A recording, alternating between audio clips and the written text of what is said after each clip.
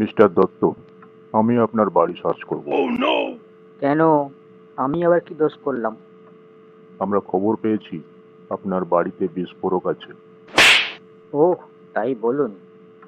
কিন্তু বিস্ফোরক একটু আগে ছিল। দেখছেন তো ঘরের অবস্থা। মানে বিস্ফোরক এখন নেই, বাপের বাড়ি গেছে। ফিরে এলে খবর দেব। 50% ডিসকাউন্ট দেখে অনলাইনে চশমা অর্ডার করেছিলাম, এইটা এসেছে। আচ্ছা বটু, মশা ময়লা জলে ডিম পাড়ে কেন? ভালো জলে ডিম পাড়লে মানুষ সেদ্ধ করে খেয়ে ফেলতে পারে, তাই। মশা মারা কয়েলে মশা মরে না কেন? মশা মরে গেলে কয়েল কারখানা বন্ধ হয়ে যাবে, তাই।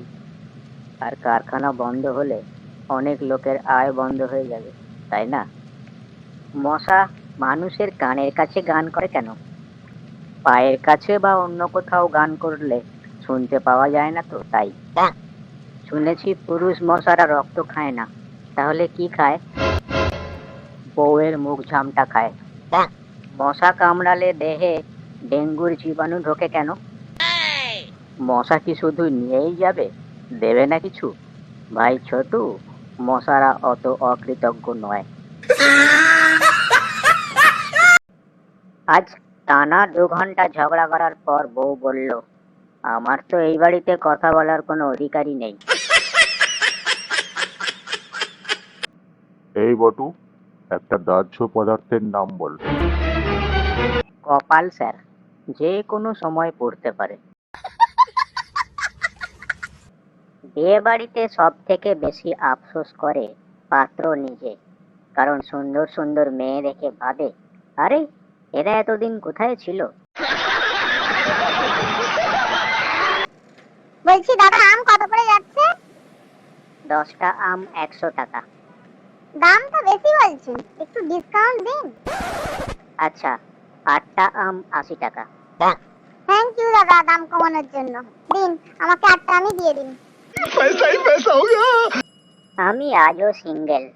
আমার বিয়ে না হওয়ার কারণ, আমি যাকে পছন্দ করি সে আমাকে পাত্তা দেয় না, আর যে আমাকে পছন্দ করে তার দাঁত উঁচু বলে আমি তাকে পাত্তা দিই না।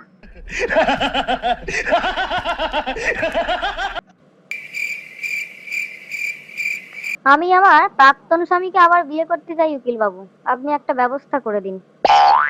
কি বলছেন আপনি? গত মাসেই তো তাকে ডিভোর্স দিলেন। হ্যাঁ দিয়েছি, কিন্তু ডিভোর্সের পর ওকে ভীষণ খুশি খুশি দেখাচ্ছে, আর এটা আমি কিছুতেই সহ্য করতে পারছি না। চিকচিক করে বালি, কোথাও নাই কাদা। ফেসবুকে ঢুকে দেখি কালো মেয়ে সাদা।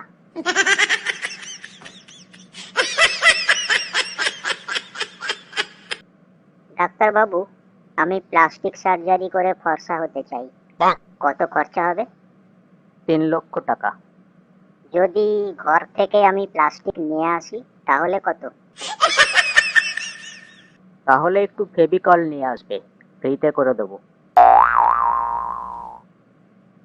আমরা আশা করি ঝোড়ো হাওয়া, হালকা বৃষ্টি, রোমান্টিক গান, কিন্তু বাস্তবে ঘর ভর্তি ধুলো, মশার কামড় আর কারেন্ট অফ।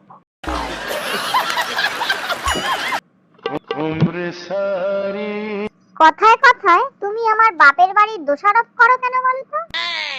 আচ্ছা একটা কথা বলো, যদি আমাদের মোবাইল বা টিভি খারাপ হয়ে যায় তবে কাকে বলবো? কেন, কোম্পানিকে বলবো। আরে পাগলি, আমি তো তাই করছি।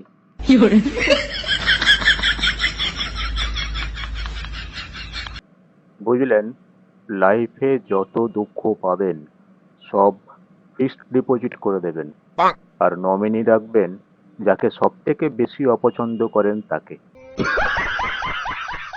আমার কথাটা তুমি কান খুলে শুনে রাখো, যেখানে তোমাকে কেউ সম্মান করে না সেখানে তুমি একদম যাবে না, বুঝেছো? সব বাবা, সারাদিন খাটাখাটুনি করে রাতে বাড়ি ফিরবো না?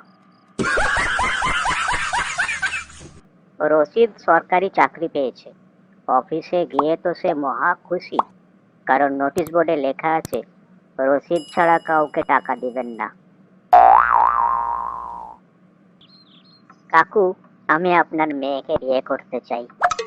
এখন বিয়ে? ও তো এখন পড়াশোনা করছে। ঠিক আছে কাকু, আমি তাহলে ঘন্টাখানেক পরে আসছি। বাড়ির গেটে এসে কলিং বেল বাজালাম। ভিতর থেকে বউ বলল, কে? গম্ভীর গলায় বললাম, দুয়ারে স্বামী। ভিতর থেকে আওয়াজ এলো, মরণ। সব দোষ তোমার। ভুল করলে তুমি, আর এখন সব দোষ আমার। তার আগে বলো আমি কার? আর আবার তুমি শুধু আমার। তাহলে আমার দোষগুলো কার? আমার। হোয়াটসঅ্যাপ খুব বিপজ্জনক। আমাদের বটু মাসখানেক আগে নিখোঁজ হয়েছিল। ওর বাবা মা হোয়াটসঅ্যাপে খবরটা ছেড়েছিল। বটুকে পরের দিনই পাওয়া যায়। এই অবধি ঠিক ছিল, কিন্তু বটু বেচারা এখন স্কুলে যেতে পারছে না। কেন জানেন?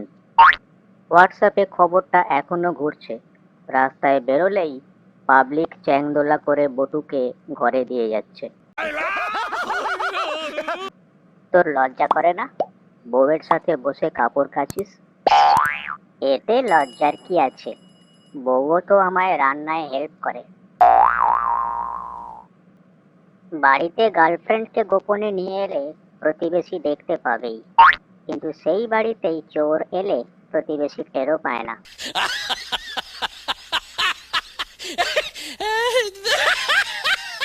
বন্ধুরা, কি আর বলবো, ভালো লাগলে লাইক দিও আর সাবস্ক্রাইব তো করবে নিশ্চয়ই। কেমন? আজ তবে টাটা, বাই বাই, আবার যেন দেখা পাই।